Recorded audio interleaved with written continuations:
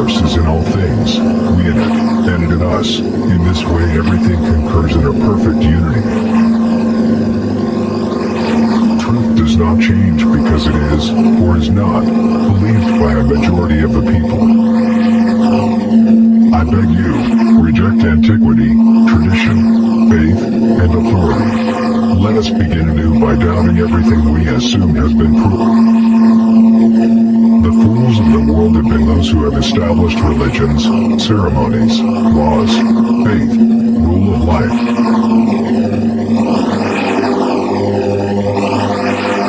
The divine light is always in man, presenting itself to the senses and to the comprehension, but man rejects it. Innumerable suns exist. Innumerable earths revolve around these suns in a manner similar to the way the 7 planets revolve around our sun. Living beings inhabit these worlds. It is proof of a base and low mind for one to wish to think with the masses or majority, merely because the majority is the majority. Truth does not change because it is, or is not, believed by a majority of the people. God is the universal substance in existing things. He comprises all things. He is the fountain of all being. In him exists everything that is. What can be more stupid than to be in pain about future things and absent ones which at present are not felt? With luck on your side, you can do without brains. Nature is none other than God in all things. Animals and plants are living effects of nature, when soul of God is in all things. Magicians can do more by means of faith than physicians by the truth. Maybe you who condemn me are in greater fear than I who am condemned. Since I have spread my wings to purpose high, the more beneath my feet the clouds I see. The more I give the winds my pinions free, spurning the earth and soaring to the sky. Time is the father of truth, its mother is our mind. Why I am not a physicalist. 4 reasons for rejecting the faith. By Peter Scherstadage.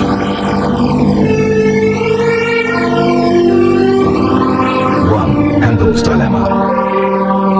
It is often expected that a position be defined before it be rejected. In the case of physicalism, however, the reason for rejecting the position is the fact that it cannot be properly defined. This ambiguity in the meaning of physicalism is brought out through what is known as Hempel's Dilemma, named after its formulation by philosopher Carl G. Hempel. It seems that the meaning of physicalism can be grasped through either of 2 horns. The first horn is exclusive belief in the phenomena of current physics, such as matter, energy, space-time, the fundamental interactions, etc. The problem herewith is that such a belief is highly unlikely to be true. This is in part because we can witness the constant change of physics through history, realizing that our current state of understanding is but a moment within this history, and thus, by pessimistic induction, we realize that physics is likely to continue changing. Secondly, as is well known, the current state of physics cannot be final due, in particular, to the inconsistency between general relativity and quantum mechanics. Thirdly, as will be seen below, the role of the mind in current physics is undetermined. Thus, a self-proclaimed physicalist might therefore instead embrace the second horn of the dilemma, belief in the phenomena of a future ideal physics. Yet there are 2 chief problems with this alternative. Firstly, how could one believe in physicalism if one did not know what that was? One may almost as well profess one's adamant belief in Dralawertism. Secondly, it may turn out that a future physics would include mentality amongst its fundamental elements. But because physicalism, as material monism, is as such opposed to dualism, that mind and matter are equally fundamental, such a possibility would seem to contradict the current understanding of physicalism. As a result of this implication, many self-proclaimed physicalists add a no fundamental mentality condition to the meaning of physicalism to preclude such a possibility. However, one cannot determine the future direction of physics, thus physicalism, by advancing ad hoc exclusionary clauses to suit one's current preferences. It may well be that a future physics will be contrary to physicalism, as understood in such current exclusionary terms. Where does Hempel's dilemma leave us? It seems one cannot accept physicalism according to the first horn, yet one cannot accept it according to the second. This disposes us to a current position of agnosticism towards physicalism. It is not rational to place one's belief in a position that is either wrong or unknown. 2. Irreducible mentality. Current physical properties cannot describe nor explain mentality. Therefore, reality must be more than that which such physicalism presents. I cannot describe mental states such as hunger, despair, pain, or curiosity using physical properties alone. It would be an unintelligible category mistake to describe my hunger as comprised of a certain mass, gravity, volume, charge, and shape. But can I not say that my mental states are identical to their physical correlates, and thus describe them using such physicalist terms? There are a host of logical reservations against such an identification. One can be called the multiple realization dilemma. If hunger, H, were identical to its human physical correlates, HPC, it would either imply that only humans could feel hunger, an implausible, unprovable position, or it would imply that hunger was identical to both human physical correlates and to, say, shark physical correlates, SPC. But this would in turn imply that the human and shark physical correlates were identical. If H equals HPC, and if H equals SPC, then HPC equals SPC, which is absurd. So it seems illogical to posit that a mental state is the same thing as its physical correlate.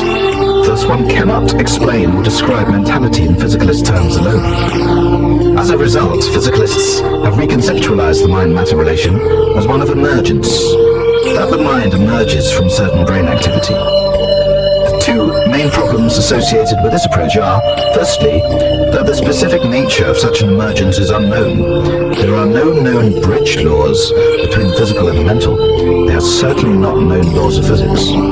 That the movement of matter can manifest mentality is the magical miracle that makes materialism a sect, not a science.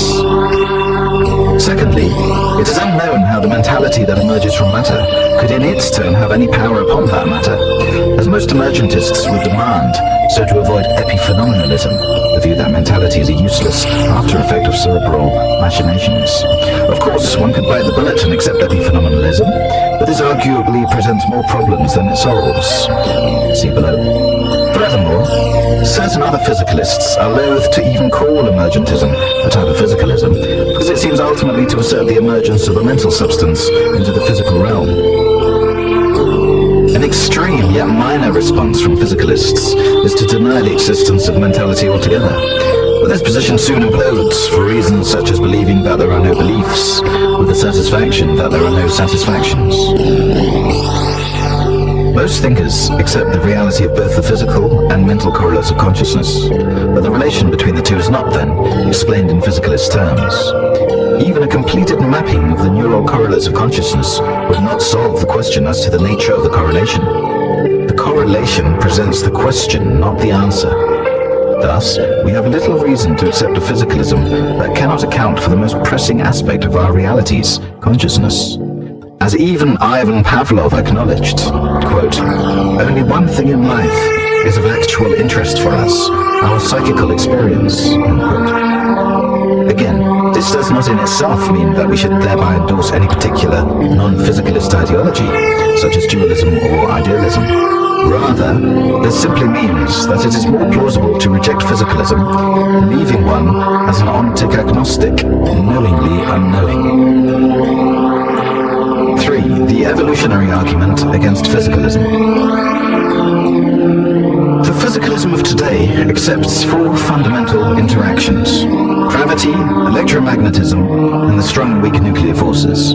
It does not accept mental force. The ultimate, counterintuitive, and thus mostly unwanted implication of this is epiphenomenalism, that mentality is completely useless, like the steam from a locomotive engine. The influential philosopher of science, Karl Popper, argues that such a belief is anti-evolutionary because, were mentality impotent, it would not have evolved. To suggest that one's beliefs, desires, ambitions, calculations, perceptions, investigations, subconscious drives, emotions, plans, rationalizations had absolutely no effect upon one's body and thus upon the world is not only anathema to common sense, to the science of psychology, and to the power of reason, but a mockery of evolutionary theory. Not only does mentality exist in humans, but also presumably in myriad other species of this world. For mentality to evolve and to maintain itself therein, without any purpose or power, runs against our notions of evolution, of selection. For instance, have we not evolved our intelligence, our reasoning powers? Did they not aid our survival and development? Very few will deny this, but a physicalist will deny mental force, mental causation, the power of the mind, as it is not a known fundamental force. Thus, physicalism conflicts with evolutionary theory. To try to overcome this by identifying the mind with the physical will not work because, 1, the identity theory is illogical, see above, and 2, if mental powers are actually physical powers, one thereby returns to the predicament of having to explain why mentality exists at all if it has no powers of its own. The final outcome is that if one accepts evolution, one must deny physicalism. 4. The universal cracking of causal closure. Most physicalists accept the causal closure principle. Quote, if a physical event has a cause at T, then it has a physical cause at T.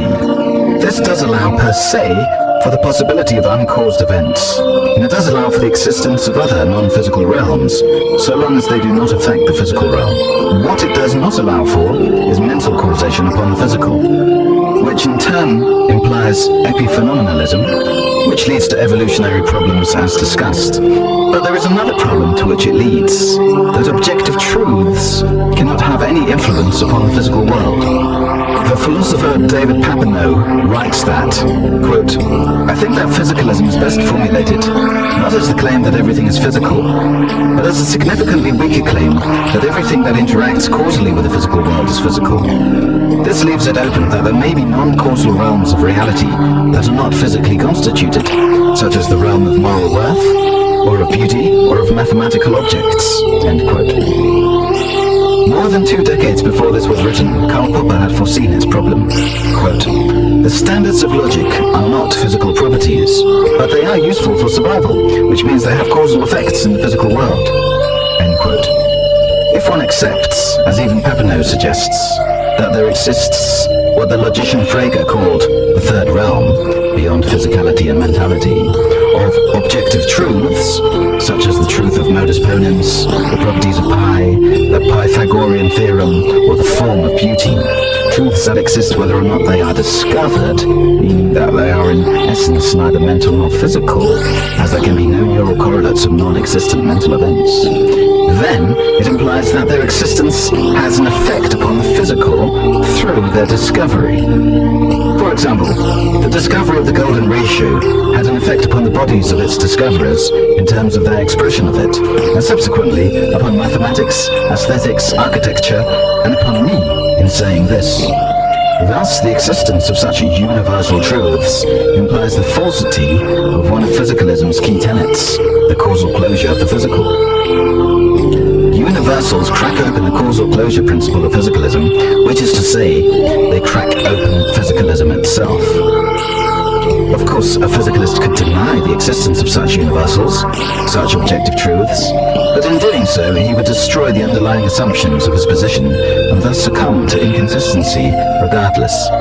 If physicalism considers itself to be a logical position, it must maintain the underlying truths of the laws of logic, such as the law of non-contradiction, the formal fallacies, etc. But these laws are not the laws of physics, which as such can be established through empirical observation or through modeling. Thus emerges another predicament for physicalism, the dilemma of logical objectivity. On one side, if the laws of logic are to be considered objective, true for all, then they must exist in a non-temporal, non-physical third realm which has causal influence upon the physical, thereby annulling the causal closure principle, thereby annulling physicalism. On the other side, if the laws of logic are considered to be not objective, then physicalism cannot claim to be objectively logical. Either way, physicalism falters. These are but 4 brief arguments for being skeptical of physicalism, for withholding assent to this belief system. These arguments do not thereby advance any other system of belief, but merely leave one lost in a field of ignorance, which, to apply a positive spin, opens one up to a world of possibility.